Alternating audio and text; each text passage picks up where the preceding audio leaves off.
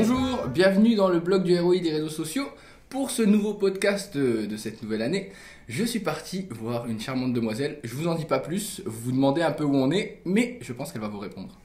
Donc bonjour, je suis Elisa Lafay, je travaille chez IDTGV. Donc IDTGV, c'est une filiale de la SNCF qui dessert à peu près 35 destinations en France exclusivement et qui est vendue uniquement sur Internet.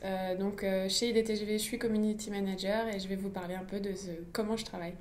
Voilà, déjà première question que moi j'ai à te poser, Elisa, est-ce que tu peux me définir ce que c'est un Community Manager? On l'entend partout, c'est le terme à la mode, mais est-ce que tu peux m'expliquer précisément ce que c'est? Alors, je pense qu'en fait, ça dépend vraiment des entreprises dans lesquelles le community manager va travailler, parce que d'une entreprise à l'autre, ça change beaucoup.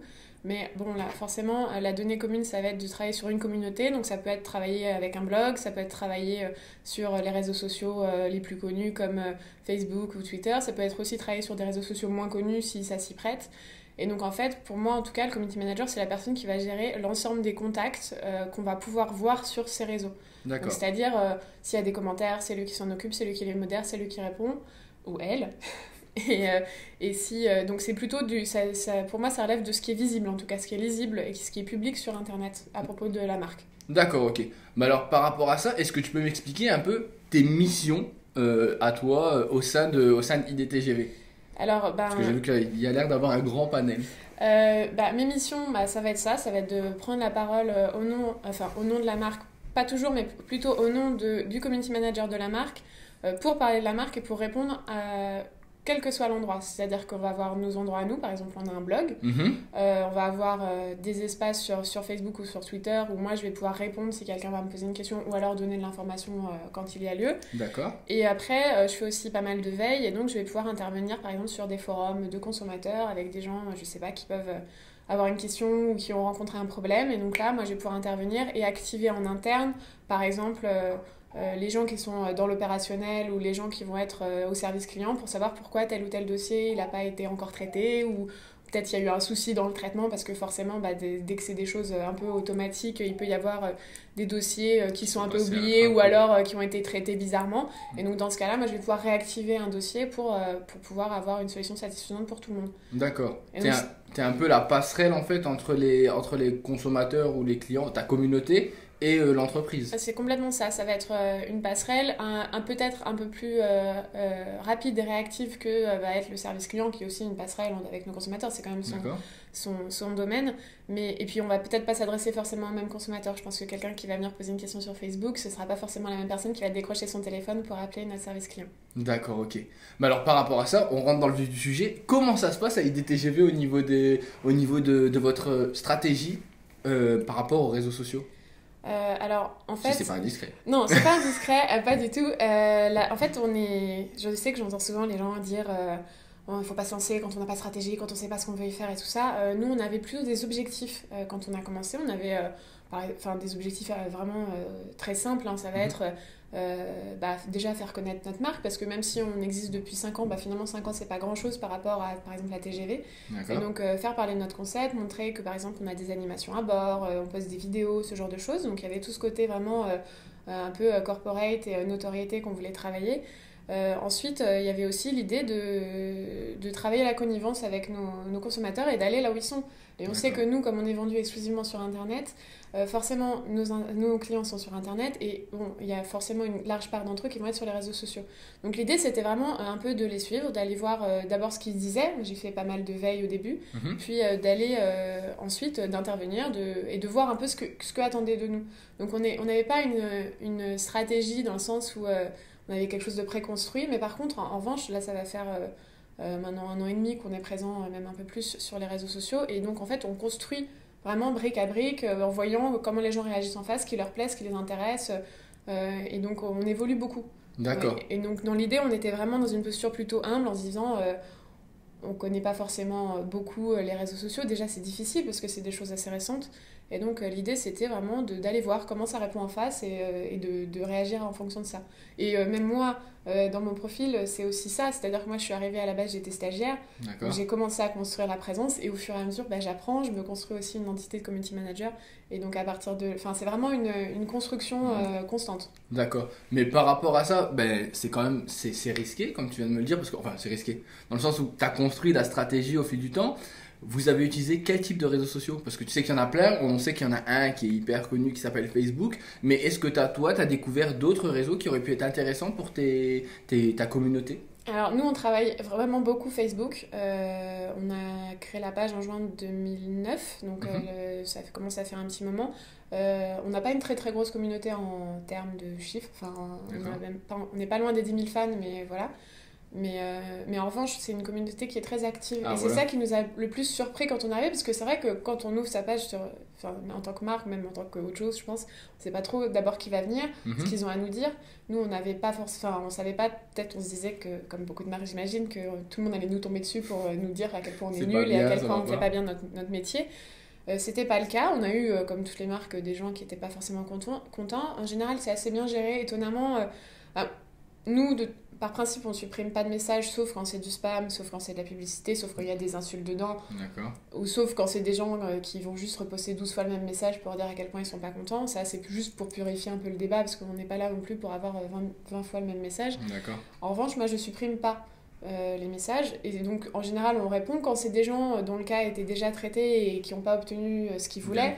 Il n'y a pas grand-chose à faire, malheureusement. Donc, je supprime pas le message, mais souvent, par contre, il y a d'autres fans ou d'autres internautes qui vont répondre, intervenir en disant « mais je suis désolée, mais à la base, c'est toi qui n'as pas compris le concept. Les billets des TGV, c'est vrai qu'ils sont pas... On peut pas les annuler, mais c'est comme ça, quoi. » D'accord, ok. Donc, ils deviennent en fait ambassadeurs, ils parlent pour toi. Et ça, c'était une bonne surprise, parce que c'est vrai que c'est toujours difficile à gérer, les très mécontents, on n'en a pas beaucoup, hein. Honnêtement, depuis le début, sur la page, on a dû en avoir une dizaine en quasiment 2 ans maintenant. Donc, c'est quelque chose d'assez facile à gérer au final. Mais c'est vrai que c'était plutôt chouette, et puis c'est vrai que de voir qu'on a des vrais fans, en fait, c'est pas forcément les gens qu'on voit le plus, parce que au service client, ça va plutôt être des gens pas contents, et dans le quotidien, nous, on n'est pas sur les trains. Enfin, on est au siège, et donc voir qu'il y a des gens qui sont hyper contents, qui ont adoré tel ou tel concert, ou qui ont adoré leur voyage, ou qui ont été contents parce qu'un de nos superviseurs les a surclassés en première parce que c'était leur anniversaire. Franchement, c'est hyper valorisant, même en interne. Et ça permet aussi, en interne, d'expliquer beaucoup la démarche. Donc c'est vrai que on a la chance d'être des entreprises plutôt jeunes, on n'est pas très nombreux, enfin, on arrive encore à tous se connaître et tous se parler. Et donc tout le monde a assez rapidement compris en interne... pourquoi moi, quand je pose une question à l'équipe de production, donc qui est plutôt sur l'opérationnel, j'ai besoin d'avoir une réponse très très vite. Et c'est pas forcément inné, c'est pas quelque chose, je pense, qui est simple dans toutes les entreprises. Et c'est vrai que ça, moi, j'ai beaucoup de chance au quotidien pour ça, parce que quand on me pose une question, je peux me lever de ma place, aller dire excuse-moi, ce train-là, il est en retard, qu'est-ce qui s'est passé? Enfin, il a eu un retard, est-ce que tu sais pourquoi? Il faudrait que je puisse l'expliquer à un fan, et ils comprennent vite, et ils me répondent tout de suite, quoi. Et donc ça, c'est vrai que c'est vraiment un luxe. Moi, en tout cas, au quotidien, pour moi, c'est vraiment mon luxe, ça, d'avoir des interlocuteurs qui comprennent pourquoi moi je suis pressée. D'accord, qui sont réactifs. Ouais. Mais alors, par rapport à ça, parce que si je comprends bien, tu as une communauté qui est réactive, qui dit réactive dit qu'elle poste beaucoup, qu'elle te pose beaucoup de questions, que tu passes énormément de temps sur Facebook. Est-ce que c'est une activité qui est chronophage pour une entreprise? Est-ce qu'elle te prend vraiment énormément de temps? Alors moi, ça me prend pas mal de temps, surtout... Parce que alors là, les community managers vont comprendre de quoi je parle. On n'a pas de notification sur les pages fans. Donc, on est obligé de tout le temps vérifier s'il y a eu des nouvelles choses. Donc, il y a quelques applications qui sont sympas pour vérifier qu'on n'a rien laissé passer, mais qui ne sont pas du tout dans l'instantanéité, en tout cas pour le moment. D'accord. Donc, forcément, je passe toute ma journée à recharger la page. J'aimerais bien savoir combien de fois par jour je la recharge. Il faudrait que je fasse des statistiques. Mais donc ça, j'y passe beaucoup de temps. Après, moi, je fais beaucoup de choses à côté, parce que j'ai un peu parlé que de Facebook, mais on parlait aussi des autres réseaux sociaux. Donc, on commence à travailler sur Twitter, mais j'avoue que là, c'est moi qui suis pas forcément très... Je connais pas très bien l'outil, je m'en sers pas beaucoup personnellement, donc j'ai besoin peut-être de plus d'apprentissage. Et après, c'est vrai que je pense qu'on a quand même... nous, on est quand même sur une cible grand public, et donc... À partir de là, sur Twitter, c'est quand même un peu plus anecdotique, donc la masse est vraiment pas comparable. Et après, on a aussi... après, moi, c'est aussi moi qui vais gérer toutes les pages. On va parler des TGV, donc la page Wikipédia. Enfin, je vérifie qu'elle est toujours à peu près normale et que personne va tout modifier du jour au lendemain. On a une page sur LinkedIn, ce genre de choses. Et on a aussi un blog qui est en fait pas un blog au sens de ton blog par exemple. D'accord. Qui est plus un programme, enfin au jour d'aujourd'hui c'est plus le programme des animations à bord, parce qu'on a quand même beaucoup d'animations. On a à peu près un train sur 4 qui est animé en moyenne sur l'année, donc en fait c'est énorme. Et donc moi tous les jours, donc je travaille avec l'équipe partenariat pour avoir ce blog à jour. C'est-à-dire que dès qu'il cale une nouvelle animation, je refais, quand c'est un nouvel intervenant, on lui fait une page, on a les visuels, donc on a une équipe de graphistes qui va faire des visuels, des affiches, des choses comme ça, et moi derrière, je vais devoir récupérer un visuel, un texte, rentrer toutes les infos. En plus derrière, ça va remontrer sur notre appli iPhone et tout ça. Donc c'est un gros boulot qui se voit pas forcément, parce qu'en plus le blog est pas forcément hyper visité, puisque quand on a un train, on va avoir l'info sur une animation, mais on va pas forcément aller voir toutes les autres animations. Oui, bien sûr.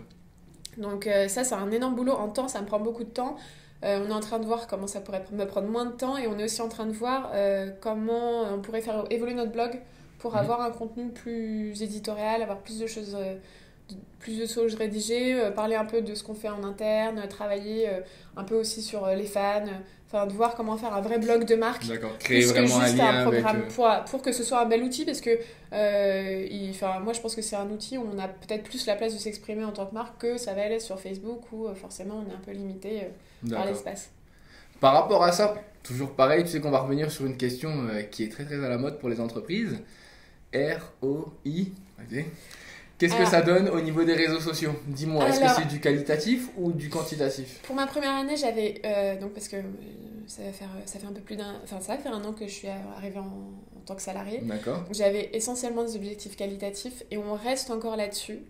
Même si là, je les ai pas encore officiellement pour l'année 2011, mais je pense qu'on va quand même avoir des objectifs en termes de nombre de fans quand même, parce qu'on va essayer de quand même augmenter un peu la masse pour que ce soit encore plus actif.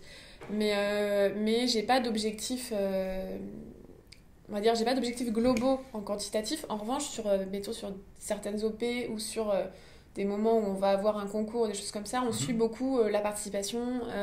On va suivre derrière, par exemple, quand on fait gagner des billets de train, est-ce que les gens s'en servent ou pas, ce genre de choses. On va avoir un suivi de tout ce qu'on va proposer. En revanche, en ROI, il faudrait peut-être demander à mon chef, je sais pas si... Parce qu'après, après, c'est moi toute seule, quoi. Donc après, c'est un salarié à temps plein. Mais après, il y a quasiment que moi. On va faire aussi, par exemple, on peut faire ponctuellement des investissements en publicité. On l'a fait une fois sur Facebook pour un concours. On va aussi faire des investissements pour une application, pour des choses comme ça. On a une application sur Facebook où en fait on a déporté un service historique des TGV qui s'appelle IDTGV &Co. D'accord. Où en fait, quand on réserve un billet de train sur IDTGV, on peut rencontrer les gens qui seront à bord, s'ils sont inscrits au service IDTGV &Co, on va pas donner les coordonnées de tout le monde, mais donc on peut s'inscrire en tout cas sur son train, et s'il y a d'autres gens inscrits, on peut discuter avec eux avant le voyage, je sais pas, prévoir une partie de cartes ou quelque chose comme ça, ou juste d'aller discuter au bar ensemble. Et donc en fait ce truc là on l'a déporté aussi sur Facebook avec une appli dédiée. Est-ce que ça marche? Ça marche pas mal, ça s'appelle Qui sera dans mon train, et ça marche aussi sur tous les trains. Enfin, on s'est dit qu'on n'avait pas envie de faire quelque chose de fermé. Bon, après, j'imagine que sur les autres trains, c'est difficile de trouver d'autres gens inscrits. Mais il y a pas mal de gens qui s'inscrivent après. Je pense que c'est pareil, on n'a pas une grosse masse critique encore, donc peut-être il n'y a pas beaucoup de gens qui trouvent d'autres gens inscrits sur leur même train. Je sais pas. D'accord.